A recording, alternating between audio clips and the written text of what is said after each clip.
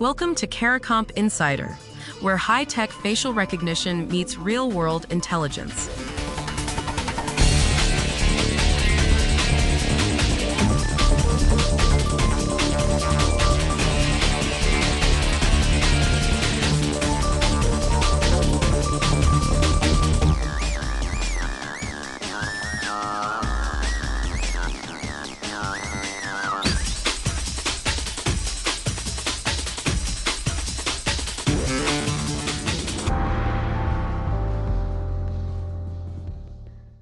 A school administrator gets a video message from their head of school. The face is right, the voice is right. The message says to authorize a payment to a new supplier. So they do. And the money vanishes because that video was a deep fake and nobody in the building knew how to check. That scenario isn't hypothetical. According to Education Executive, schools are already losing money to AI-generated impersonations that mimic senior leaders convincingly enough to change supplier bank details and authorize fraudulent transfers. And it's not just about money. Synthesized videos of head teachers making inflammatory statements can spread across social media in minutes, destroying trust with parents and the wider community. If you've ever received a video from someone you trust and acted on it without a second thought, this applies to you. If that feels unsettling, it should, because the core problem isn't the technology. It's the gap between how easy deepfakes are to make and how unprepared most of us are to catch them. So what does a real verification process actually look like, and why do smart people keep skipping it?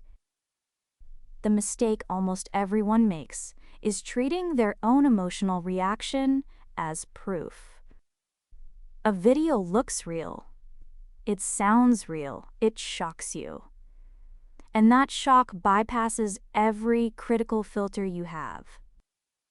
We're wired for this.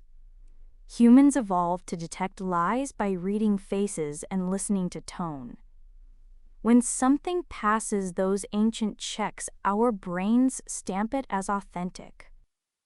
The problem is that AI has learned to fool exactly those instincts.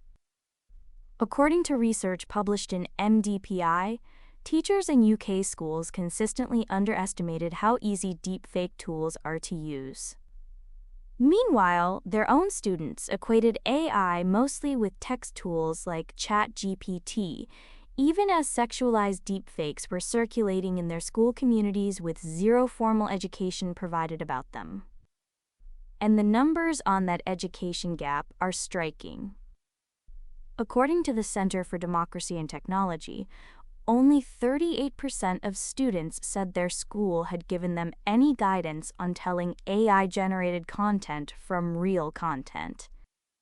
But 71% said that guidance would actually be helpful.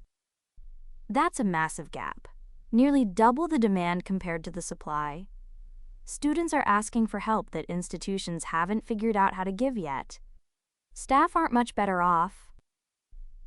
More than 2 out of 3 school employees reported either receiving no deepfake training at all or rating what they got as poor or mediocre.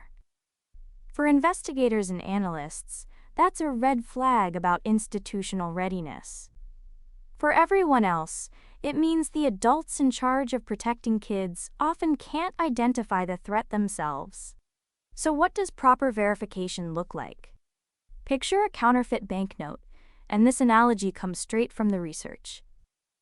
The bill looks perfect. Weight, texture, color, even the security threads check out. But the serial number is fake. You'd never catch it just by holding the note up to the light. You need a second channel, checking that serial number against the central bank's registry. A deepfake works the same way.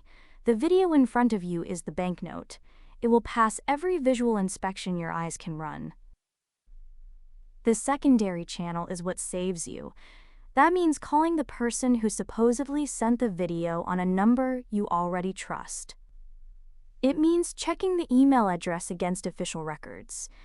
It means isolating the file and reviewing its metadata before anyone acts on it. Now, some people assume that technology can just solve this, that facial recognition or AI detection tools will flag the fakes automatically. But those tools have their own reliability problems. According to NIST testimony, false positive rates in facial recognition algorithms can vary by a factor of 10 to over 100 across different demographic groups. Let that land. A system that works well on one population can be 10 to 100 times less accurate on another, depending on the subject, age, race, or gender. A confidence score of 95% sounds reassuring until you realize that means 1 in 20 results is wrong. Scale that across a large database, and those errors don't just add up, they multiply.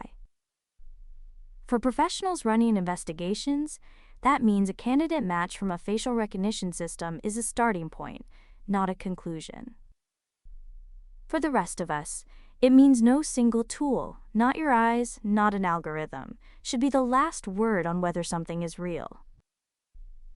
And the human cost of getting this wrong is already measurable. According to the organization Thorn, 1 in 8 people personally know a child who's been targeted by deepfake nude images. Nearly all of those children are girls. That's 12.5% of the people surveyed. This isn't a celebrity scandal or a future risk. It's peer-to-peer harm happening right now at household scale. Women and girls in visible roles, leadership, public-facing positions, are disproportionately targeted for harassment, defamation, and sexualized deepfake content. The shift that matters is this: realism is a feature of deepfakes, not evidence against them. The more convincing a video looks, the more, not less, you need a second channel to verify it. So 3 things to carry with you. 1.